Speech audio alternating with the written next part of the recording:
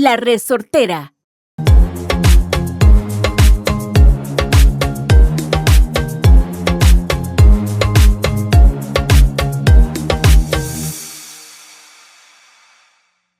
All right, here we are for another week at Pura Vida Perspectives podcast. Thank you for following and listening along.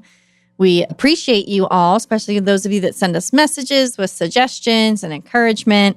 And yeah, it's been really great, getting to connect with everyone online and seeing how we're growing. Yes, and I want to give a big shout out to La Resortera. Yes. Our podcast house. They have been nothing but fantastic to us. So a big shout out to our guys at La Resortera, Alejandro, which is the producer, and Mauricio, the owner. Thank you for having us here every week. Yeah, they've been amazing. Good team to work with and Yes. great guys. And I guess if you ever want to make a podcast, you can come check them out. I mean, great quality sound. I don't know what you guys think, but I like. Well, I have a lot of people ask me where we do our podcast. I always tag them every week. La Resortera, very professional, very nice guys. You can talk to them if people can do podcasts about whatever they want. Oh, yeah. Yep. I'm sure they hear about all kinds of cool topics. Yes. So aren't we the only podcast in English? I think we are. They have done some work with people in the States, but this is the only English podcast that is being produced by them. Okay, cool. Well, Yes. awesome. Well, today, Heido and I, we really never want anyone to come to Costa Rica and have a bad experience. No. So that's why a lot of what we share is to help prevent that. Yep. Whether, we talked about car purchase a few weeks ago. And so we'll share things to make sure that you don't get yourself in those same troubles. Yep. We talked about accidents and emergencies, so things like that. So today we're going to talk about scams because a lot of people move to Costa Rica or they might travel and you're out of your element. Your rose-colored glasses might be on. And it's not that you have to walk around being scared of everyone, but so today we're just going to talk about some scams that we've seen, that we've heard of, and maybe that we've actually even experienced ourselves. So just so that hopefully, as always, you can learn something from the information. Well, you have a lot more. This one, like on the sports topic, you share the ball over to my court, and I'm going to share it to yours on this one because since you deal more with people that want to move to Costa Rica, I think you have more to talk about. True. Okay. So one of them would be, well, okay, I would notice anytime you hear someone say, oh my gosh, I got scammed, it's because of money, right? Yes. Like, is there ever any time where someone's saying that they got scammed and it didn't involve money? Like that actually... All the time, people just want to come after your money. Yeah. And people who want to come after your money, they're smart now. People who's kind of is smart now. They even make you go to ATMs. They make you walk. I heard people that they're on the phone and they're saying, well, this is going in with your bank account and you have to go to an ATM. And when they put the card, I don't know how they hack like the card or something. It's weird. Bank transactions, cash. They just want to get your money out. Oops, there goes my pen. Exactly. I just remembered of another one that I want to mention. Okay. So that was okay. So here, let's talk about some of those and how, so I guess number one could be, well, with cars. So we talked about car purchase. We talked about, not giving money up front, not putting money into a personal owner's account because how do we know they're going to sign over the title to you? Not showing up to a location where you don't know someone, have the mechanic go. Yeah. Again, those are things that are going to protect you with common car scams. You said that you knew about car rental scams. So what are some car rental scams? Well, as everybody knows, I own a car rental in Costa Rica, car rentals Costa Rica and USA. And I have heard people that they tell horror stories about renting cars in Costa Rica. And when they go through me and they see the process, they go like, nah, this is too good to be true. And I'm like, that's how we work. First of all, I don't do any upfront payments. That's what I like, yeah. The customer pay when they arrive. I have heard stories of customers that they pay for their car rental before they arrive to Costa Rica. Best case scenario is they get a beat up car. Sometimes they just come here, no car. No one was there to give them an actual car. I seen stories where people pay $3,000 deposit and they take out the car, boom, do the trip back to Costa Rica. and they say, well, you damaged the car. There's something going on with this or that, boom, whatever. You're not getting your deposit back. Yeah. Or you're getting $200 back. That's a big way to scam you. Or they show you a picture of a car that you're getting and you pay them up front. And when you arrive, you get something completely different. You already pay. Either you take it or lose your money. So, and I always tell my customers, for your safety and ours, we don't do upfront payments. You pay when you arrive. There will be an upfront payment at arrival. Yeah. But you see in the car right there, you know what you're taking. Now you can pay for it. You have the keys. Totally. Not before. I have people ask me like, okay, so good. PDF is correct. Dates look good. Should I send you the picture of my credit card? God, please no. Mm-hmm. I don't want to see ever your credit card, because that's a way that people can scam you. Just they have your information, boom, run it out. Wire transfers. People says, okay, I'm going to rent a car. Or I'm gonna do you a shuttle to take you from San Jose to La Fortuna. It'll cost you $600. They'll wire you the money, and when you come here, no one there to take you to La Fortuna. Yep. Don't prepay for these kind of services anywhere. As you know, I'm taking some international trips coming up, and I haven't prepaid for car rental. Actually, I ended up using Alamo for the El Salvador trip. Okay. Because I was like, well, no upfront payments. I know they'll be reliable. You should have asked me. Oh, I didn't think about that. Yeah, I can do any other country, not only Costa Rica. Should I cancel my Did reservation? You pay already? No. I will get a quote. Because remember, there's no upfront payments. I'll cancel my reservation and reserve it through you. We'll get a quote with me. Okay. And we'll see if it's any cheaper. Cool. Okay. Well, hey, that's actually really great. So what Sara was saying, it's very important. Don't do any upfront payments in any of these platforms. Maybe, and I'll tell you where I might do an upfront payment, with Booking or Airbnb. Oh, yes, for sure. Because, these are well-respected, known platforms, and sometimes they'll charge you the whole thing or they'll charge you a partial amount. But if you're dealing with a local person, don't ever send them any money. I agreed. So, yeah, if you're going to have someone pick you up for your transport, take you somewhere, you pay them when they're there to pick you up. Yeah, when you see them, right there. Exactly. Airbnb of booking, of course. Like I always book all my accommodations ahead of time, anywhere. So, yeah, that makes sense. All right, so car. Now you were mentioning some shitty company, shady. I said shitty. Well, they're shitty too. Shady company in Facebook. People have to look out for, regarding selling cars or something like that. Yes. So there's a notorious. I'm not going to mention any names. Yeah. Because actually, Costa Rica has pretty serious defamation laws. That's what people should know before you go and slander anyone online. Always keep a note of that. Oh, I guess that's something we should have included in the last week's podcast about the things that were in the laws. All right, defamation laws. Okay, anyway, so there are dealerships. There's one in particular who's run by a particular person I just saw it posted in my Facebook group, my Moving to Costa Rica Facebook group. Every so months, I get to see this post with the guy's photo. First name rhymes with Moss. This guy scammed me. He said we were moving out. He said he was going to sell my car. He's had my car for X amount of months. Now the car is trashed, or we've never gotten our money. We heard it was sold. So be really careful. Like, you have to look into the reputations of the people that you're working with. Yes. If this person just got scammed, but they had just done a teeny bit of due diligence, they would have seen that there's an entire web page that someone created with dedicated to this person, with personal testimonials of people, all the people that have been scammed by this one person. Somehow this person's still in Costa Rica. And the thing is, they're not Tico. So sometimes the first person to scam you will be another gringo. Just so you know. Who's going to be the first to try to pull one over on you? A lot of times it's the gringos. Yeah. So just want you all to be aware. Like I said, first name rhymes with Moss. Yeah. Pretty easy to find. If you look anywhere on Facebook, just with, So wanted at least, I think that's really important that people know. The person maybe is in a tennis now, allegedly. Before was in Uvita, before was in Manuel Antonio Capos. Just something to be aware of. In the southern area of the country. Yeah, but now in a tennis. Person's allegedly. He's getting close by to the allegedly to the city, because he gets run out of every town he's in because people realize what's going on with the scams. Like I said, I don't know how this person's even still in Costa Rica. Do your due diligence, do your homework. And be careful. I mean, be on the lookout.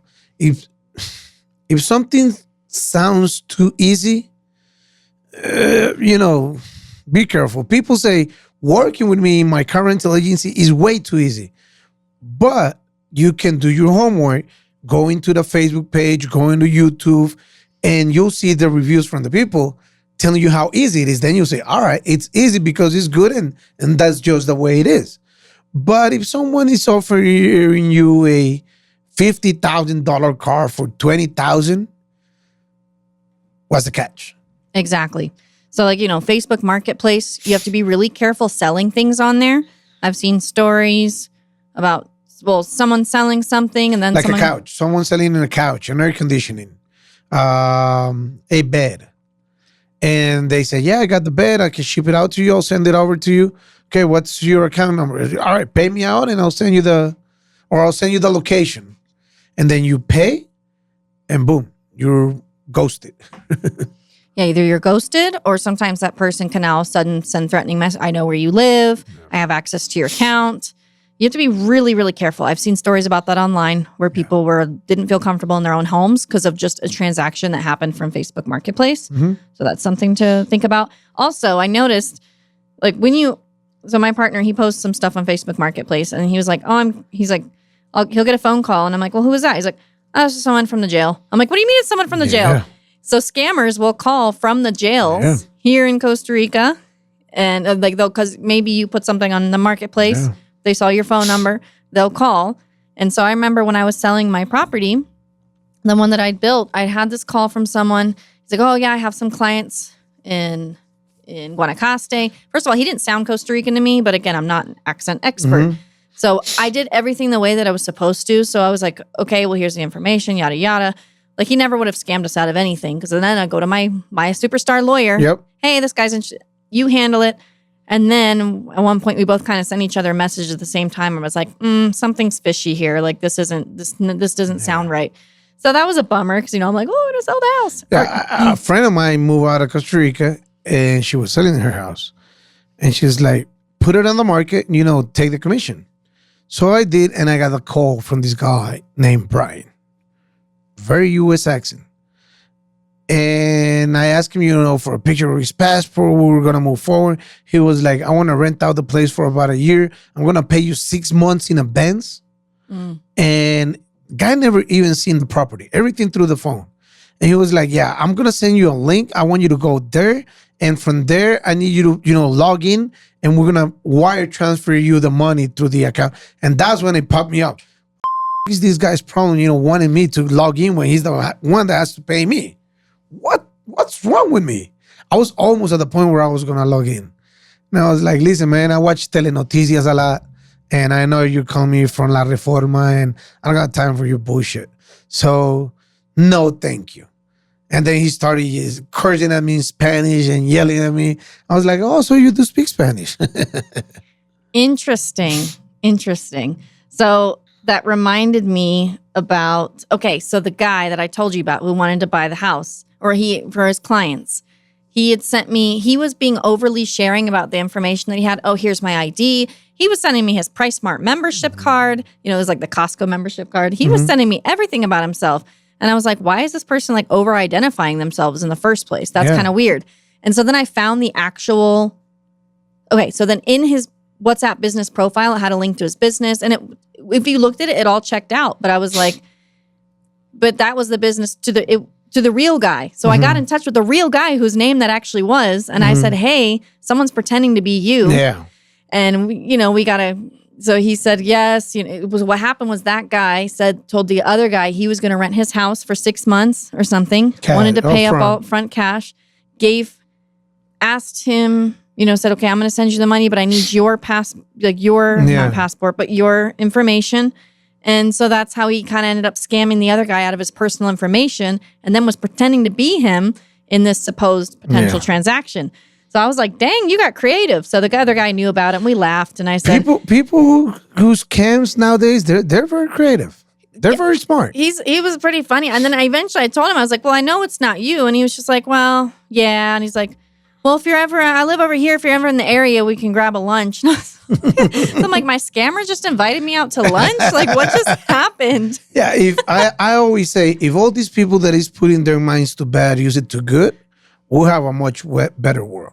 I agree. And then like what you said, there's the link thing. So I had some clients, they run a B&B, a bed and breakfast. And actually, so with these, both of these stories are up on my YouTube channel. The one about the house scam that I went through, because I don't remember all the details now. And then the one for these clients, that's up there too. And because they wanted other people to be aware of this scam. They had someone who said, oh, yep, we want to come stay at your bed and breakfast. But I think they were kind of dealing with things through their like cleaning lady was kind of helping them with everything. And they ended up taking the money out of her account because she just followed the instructions that they gave her, not knowing. And she put in her account details and all that stuff. Well, how do I say this in a very careful way? People say, how stupid can you be to follow these instructions? But remember, these guys are professionals. Yeah. So you're not really being stupid. You're really being played out by smart people that sound like really like people that work at banks that they go through your mind. These are professionals. So you're not stupid. If you ever get scammed like this, I'm sorry that these people got through your mind. Exactly. Because this gotta be a nightmare at the end when you realize that they play you so bad. And people say you don't really know until it happens to you. And it gotta be one of the worst feelings. Yeah. It's like, invasion of privacy. Exactly. And it's just terrible. And they play you, they trick your mind. They do. That's just mean. It is. That's just mean. Don't do that, people. No. And always be on the lookout. Always be careful. Don't fall for these for these people. That's the thing. So, so you might, if you're coming to live or visit Costa Rica, you might be trying to have an open mind going, okay, well, maybe things are just done differently down there. Like we have a lot of the same scams that you do, but they could be done in a different way. So you might know how to look out for them in North America. But in Costa Rica, you might be a little thrown off because you thinking, okay, well, it's a whole new way of paying your electricity. It's a whole new way of doing everything. Maybe this is a different way that they do things. So I can see how some people could get scammed in some things, thinking that maybe this is just another one of those nuances or things that are just done differently down in Costa Rica. And I said this on the other episodes. Try to make a Costa Rican friend that knows how things work around. Broker for cars, car rentals that are, legit, transfer that people that, that you can do your homework and read the reviews. So, and get a Tico friend that can really help you out if you're starting. Or a relocation expert. There you go. She's the best. Or someone to soundboard, someone who has experience here in the country. It could be Costa Rican, could be non-Costa Rican, whatever it is. Could be us, could not be us. Have someone that you trust that you can bounce, say, hey, is this right? Am I doing this right? Exactly. Or does this sound right to you? Exactly. And don't be afraid to ask. That what you just say, ask. Just ask. Does this sound right to you? Ask one or two people and take it from there. Yep. Because sometimes I'll be like, absolutely not, and I'll explain why or why or I'll say, you know what? Yes, this is totally fine. Like, for example, sometimes whenever your company will ask for the passports of people, and I say, nope, totally normal. Yep. Or Airbnbs will request passports too. Yep. And I said, no, it's normal. Yeah. And people are like, are you sure? Like, I feel really weird. Like, what are they going to do with it? I'm like, they're not going to do anything with it. It's just... They want to know who they're working with. Or it's part of making a rental agreement. When we do a long-term rental agreement, sometimes all people are a little bit hesitant to give their passport. But I said, they need your identifying information. You're going to be occupying their home. Their identifying information is also in the lease too. So it's not just you. It's a mutual exchange of that information. But I understand why people would be a little bit warier. Yep. But yeah. All right. So... remember that if you want to advertise your business with us, just hit us up on Instagram on Pura Vida Perspectives. Yep. And we appreciate you following us along. Definitely check us out on the other social platforms. Listen to some past episodes if you're just new to the Pura Vida Perspectives podcast. If you have friends or family or relatives that are coming to Costa Rica, just hit us up on the YouTube or Spotify, Amazon, Apple, share it to them and might be helpful for them. Yeah. All right. Well, thanks again for this week. As always, it's so fun to chat with you and catch up and talk about different topics. And I hope that you guys all find this really helpful. All right. Pura vida. Bye-bye.